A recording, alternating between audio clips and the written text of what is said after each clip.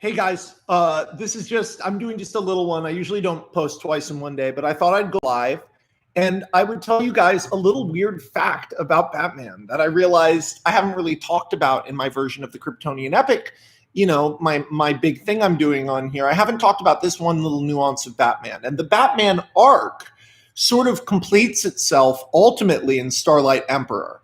But Batman dies in For All Mankind. I'll be releasing The Death of Batman in a little under a month, which is a feature-length performance art film with me playing all the characters. It's like, you remember all my old pitches? It's the final evolution of that.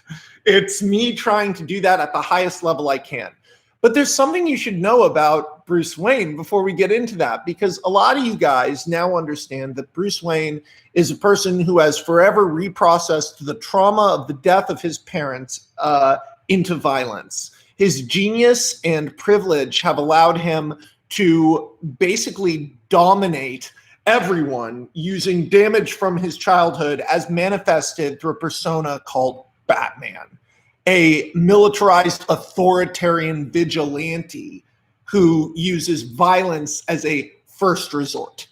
Batman, a lot of people know, is kind of my DC Universe's first superhero. Not kind of. Abin Sur is Green Lantern, but the Green Lanterns aren't superheroes. They're space cops. So Earth's first real superhero is Bruce Wayne, and it stems from madness. It doesn't stem from a desire to do justice. It stems from obsessive madness. Bruce Wayne is a dangerous person, dangerous to other dangerous people, yes, but dangerous to everyone else as well. And there's something you should know about how Bruce Wayne set up Gotham. So, spoilers, if you've watched, Batman Death Wish, you know that for years prior to returning to Gotham, Bruce Wayne lived as a South American warlord who was called Bane. Now, as Bane, he set up a personality in Gotham called Matches Malone to prepare for his return. The biggest and most important thing Matches Malone did, other than eventually leave a paper trail that would be followed by Lois Lane almost right up to Bruce Wayne, the biggest and most important thing Matches Malone did was change the district attorney. You see, there were three guys in the running to be district attorney at the time. Two of them were corrupt, and one of them was a monster. He wasn't corrupt, but he was the type of politician who only cares about his own image and will do absolutely anything to forward that. This guy's name was Roman Sionis. He was a member of a Greek family that was incredibly powerful in Gotham. This guy, the dangers of ding-dings. This guy, Roman Sionis, was essentially buying the district attorney position. He was barely a lawyer. This guy should not have been there. And Matches Malone helped out a young man named Harvey Dent, a lawyer who in college had a full-on schizophrenic dissociative break in which he became violent. You see, this guy would forever owe Matches Malone, right, for helping him with this. And Harvey Dent, other than taking this shortcut, because his mental health had hurt his life, and he had never gone on medication, he had never gone to therapy, he just forced himself through law school, and he was going to do it. He was crusading. Harvey Dent was manic all the time. People who met him thought he was like charming and quick and funny, and he was this crusading lawyer, and so smart and brilliant and good looking and so good, a genuinely good guy, but kind of a too much and like too intense, treated all of his employees like shit, treated the other partners at his law firm like shit. So it was this balance of trouble. And after he represented this guy, Matches Malone offered to make it go away, and Harvey Dent took a devil's bargain. You see, Bruce Wayne, the Batman, and his prep time and his plans, all of his plot armor And his tropes and stereotypes of being the most efficacious crime-fighting force ever is built on a fucking house of cards. It's dominoes in a line. And when the Falcone crime family retaliated against newly elected district attorney, appointed Harvey Dent, it led to Harvey Dent having a dissociative break and going on a killing spree. Not a vigilante revenge tour. Harvey Dent would show up to fucking Falcone-owned establishments and do mass shootings. And now he had vintaged a costume for himself. He looked like a fucking carnival act monster. He now, by the way, was still unmedicated and had nasty third-degree burns, trauma burns on the side of his face. So Harvey Dent was riding a line of madness and agony fueled by mania and hatred for months. The thing is, Batman still believed maybe there's a way I can get this guy back. No. And so when the reporter Jimmy Olsen broke the story that the Two-Face killer was missing district attorney Harvey Dent, Batman was caught completely off guard. He was forced into a situation where he had to wait for the Two-Face killer to strike. And for the first time ever, Bruce Wayne in the Batmobile responded to a call about something called a supervillain. Discovering Dent in a bank surrounded by bodies, including those of his own men, who he was executing one by one based on the flip of a coin. Whether you got shot in the head or the heart, Bruce Wayne hid himself. He couldn't look at those bodies. That couldn't be his call. That can't be his call. He can't have made things worse.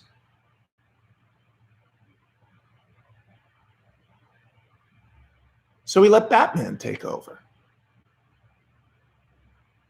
And he felt his fists slamming into Harvey Dent's face. He pulled him up to the ceiling. He had all this gear he was supposed to use for climbing, but Bruce had realized you could fire it at people and yoink them into the sky. Yeah, that'll dislocate your hip. Yeah, that'll break your arm. Yeah, you might fucking bust your lung going up because whoop, bang, you fucking yank, snap. Worth it. Worth it, because if they're scared of you, they don't shoot at you. Harvey Dent, moments before he collapsed from agony after having bladed knives dragged up and across his back, screamed, "Why are you doing this? You're crazy too." Harvey Dent was institutionalized. Now, he was such a high-profile criminal because you have to keep in mind, Harvey Dent was a crusading celebrity. This was a DA who had a lot of followers on Instagram, for fuck's sake. Although at the time he had a big Facebook group. Harvey was institutionalized, but they couldn't keep him at any of the normal hospitals in the city. So they took him to this place called Arkham Asylum. Now, Arkham Asylum is on the outskirts of Gotham, had been defunct for years and had just been refurbished. And suddenly it was like a villa for Harvey Dent. Except for then when Oswald Cobblepot, who was a human trafficker and drug kingpin, when he was caught, he used the insanity defense. And he said, I don't believe myself to be fully human. And yeah, he's a strange looking guy. And it fucking worked. He goes to Arkham too. There's now 2 celebrities in Arkham. Daily Planet, Westview News. All these places are outside there all the time because everyone wants to know about these super villains. Then that guy, Edward Nygma, the Riddler, he does those attacks at Queen Industries, right? kills Dr. Sivana in front of a whole bunch of people, right? Where do they take him? The super genius who can get out of anywhere? Well, after he's finally captured, not by Batman, but after he turns himself in, after an encounter with Superman, he is admitted to Arkham Asylum because for the first time, Edward Nygma in court acknowledges that he might have a problem. So that's a whole world built by Bruce Wayne's strange manic choices. But I should tell you about another choice he made because I think you know what it is. And if you read American Alien, you saw it, but you only really saw one side of the story there. You saw the story of a guy named Clark Kent. Well, let me tell you about this guy, Clark Kent. So when Bruce Wayne was, I think, 21, every year he had been throwing parties for his birthday. And he would throw these giant parties, and occasionally he would have a Bruce Wayne impersonator there, and occasionally not, right? Occasionally he would, occasionally not, right? But at this one party, he knew that there was a good chance that the Falcone crime family, which saw him as because they were wrong, they thought he was still involved in Wayne Industries. He wasn't. He was letting a guy named Lucius Fox do all that. He was, at this point, Bruce was still training with Ra's al Ghul. You know, he was still trying to train to become Batman, but keeping tabs on what was happening to Bruce Wayne out in the world. So he would have these like media event birthdays, but he knew at this birthday, there was going to be an attempt on his life by the Falcone crime family, possibly utilizing the assassin, Slade Wilson, aka Deathstroke, who had apparently recently started to wear a costume, which was a little bit strange, some sort of stealth suit that allowed him to not be detected by most standard imaging systems. So when a plane was detected approaching the yacht party of Bruce Wayne, he had an EMP fired at it. And this little commercial plane crashed in the ocean, and Bruce from fucking across the world was like, fuck, that wasn't the assassins. But luckily, the guy in the plane could hold his breath for like a crazy amount of time. And he almost drowned, but he saved the other guy. And they ended up on the boat, these two random civilians. So Bruce Wayne, from a cave in Tibet, sits there and watches as this guy who doesn't even really look like him poses as Bruce Wayne and fucks a socialite named Barbara Ann Minerva, and then is attacked by the assassin Deathstroke. Holy shit, Bruce was right. He was right. The assassin is here and he missed him. Deathstroke did get onto the yacht. But when this guy is attacked, Bruce watches from his security cameras as Deathstroke's sword bounces off of him at such a velocity that it fucking bends. And then the guy, this random civilian, takes the sword and cracks it in half. Bruce Wayne, 20 at this point, has been all over the world, seen all sorts of strange and wondrous things. He has never seen a man snap steel with his bare hands, much less what happens next. The man flicks Deathstroke, and the impact sends him 200 yards backwards, out a window and into the ocean. Deathstroke's ribs are broken, but he barely survives, managing to claw his way back to a craft. The experience makes him quit to the degree that he only takes one more job. Oliver Queen, years later, we're going all over the epic, baby. This is the primer for Death of Batman. But he eventually tries to get, blah, blah, blah, tries to kill Oliver Queen during the Queen Industries thing, ties into the Riddler. Everything's tied together. I have never written any of this down. This is all in my head and in these videos. So I'm trying. I want to give you a cool payoff here. Bruce Wayne is like, a super strong, invincible guy just went on my boat?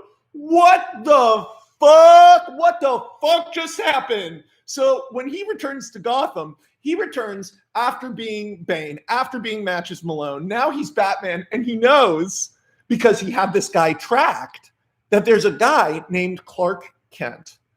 And this guy can't be hurt And when Bruce looks into him, he finds out this guy doesn't have a birth certificate. It's a forgery.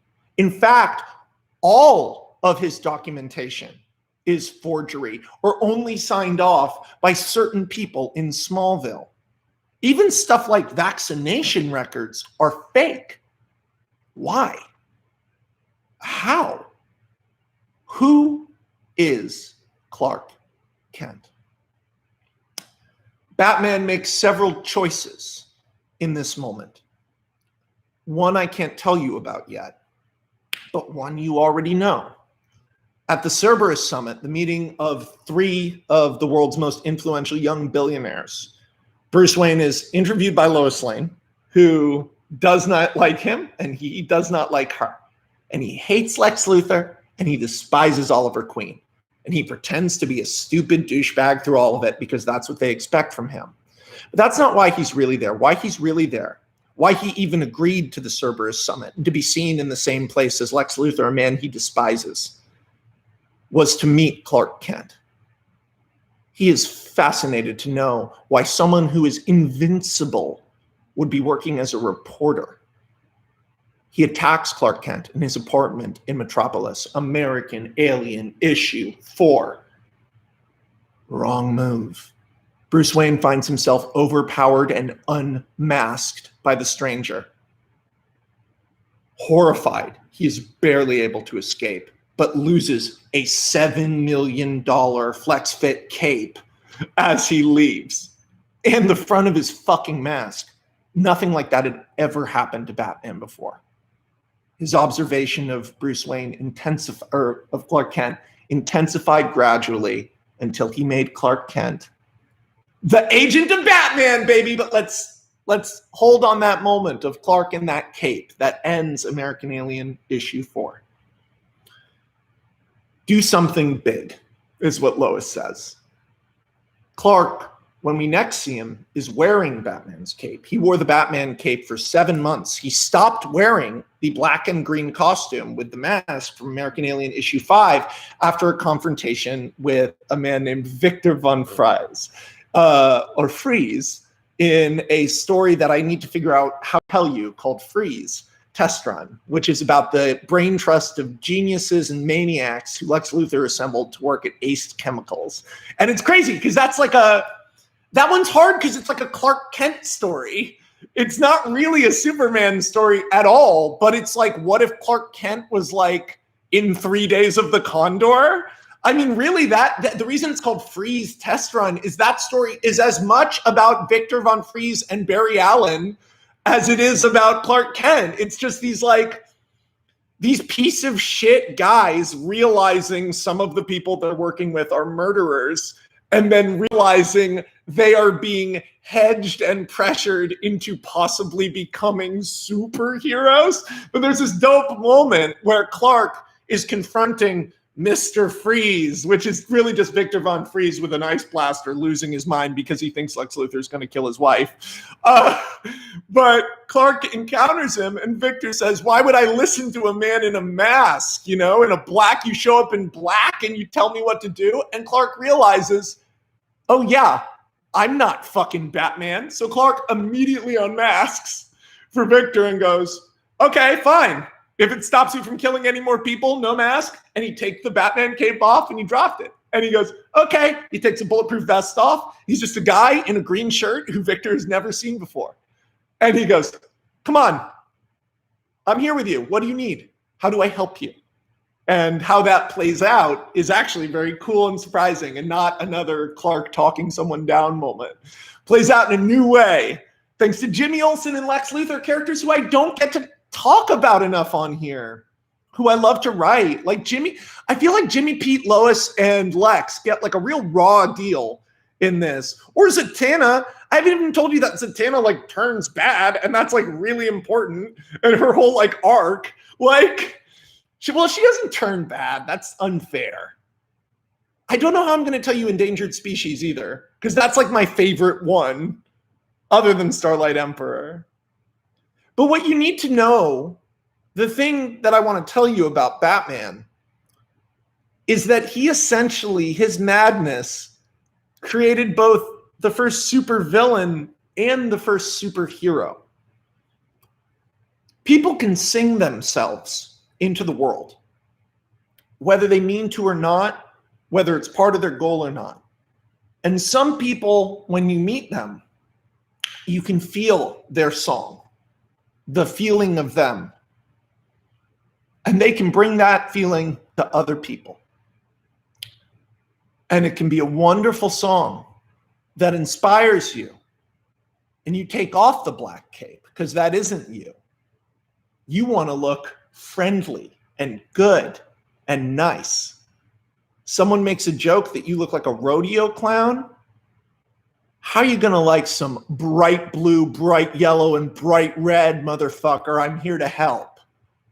Or it can go another direction, where someone sings their song into the world, and that seductive song ends to a coin flip between head and heart. If you don't address the things in you that you've seen affect other people in a negative way, then you are Batman. Batman breaks jaws to save society. If you can look at yourself honestly and look at the places where you could be more human, where you could be a little bit more easy, nice, kind, then you are Superman. But the goal of the death of Batman is to show you that no person is actually these people. There are real evil people in the world and real sweeties, but only in their bubble. Because the way we define what a good person is so different. And the way we process ourselves and the way we relate to each other can create so many shockwaves and ripples in ways we'd never expect. And that is actually what the Kryptonian epic is about. And by the end of Death of Batman, I think you'll see exactly what I'm saying. Just get through the part where I'm standing in front of the TVs. I know it's the least visually dynamic part, but I promise it gets cool as fuck. I made a feature. It's good, I promise. It's not like Bo Burnham Inside Good, but it is me standing alone in a room.